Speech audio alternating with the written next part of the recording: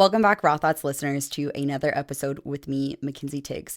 Today is a solo episode with myself, and I really want to be able to teach you the one thing that got me through my breakup. A lot of people have heard the story of why I started the podcast, what my background has been, but I want to enlighten you on how I was able to get through somebody cheating on me, a toxic relationship, and how I was able to move through that into where I am today. In those situations, a lot of times we can feel like we have done something wrong, that we could have prevented something, or the worthiness of ourselves, our self-confidence goes down, diminishes, and you kind of find yourself in a place of not knowing what to do, not knowing where to go.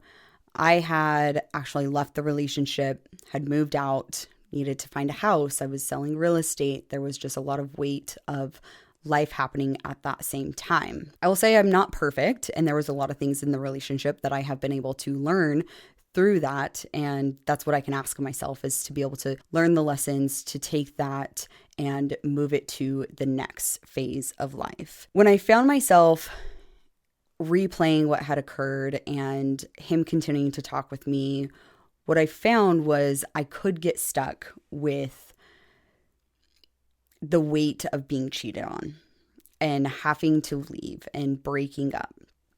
But what I learned is the one thing of gratitude. Every single morning, I was able to wake up and be thankful for what I did have. It kept me in a moment where I was thankful for where I was and what I was able to see in my life. Gratitude is something that so many of us surpass. We're trying to get to the next level. We're trying to get to the next phase of life.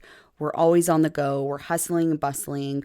We don't really have the time, and we also don't make the time to slow down and actually be in the present moment of what we do have. My background is also being a paramedic, and so I actually have been able to travel to Haiti. And when I was there, gratitude was something that was very easily to be seen. You could be thankful for having a roof over your head. You could be thankful for the fresh water that we have here in America, that we're not foraging for food. But when you come back to America and you're on your busy life again, it just gets wasted. We don't have that time to set aside to be thankful for what we truly have and what we're working for. If we are having these goals and these ambitions, then we also need to be thankful for what we do have. So in the moments of crying and high emotions, it was writing down what I was grateful for what I did have. I had fresh coffee. I had a hot shower. I had a roof over my head. I had family that was there to support me. I had friends that was there to support me. And it was a moment to actually be able to reflect and see that progress of where I was into where I am today. Through that, I have transitioned and added 2 more G's to my gratitude, and that is grit and grace. Grit is really being able to show how you are pushing through and holding on to what you are working for and what you are, seeing the light for and wanting to continue to work on. That grit is really the perseverance of what we're doing in our lives in a healthy manner. Our grace is being able to give grace to not only other people, but ourselves. There's so many times where we can get frustrated with ourselves, or we could get mad. Maybe we didn't make it to the gym like we told ourselves we were going to, or maybe we were late continuously, or we didn't make the deadline. There's so many things that we can look at ourselves and put ourselves down and negatively talk with ourselves instead of turning that into a positive light.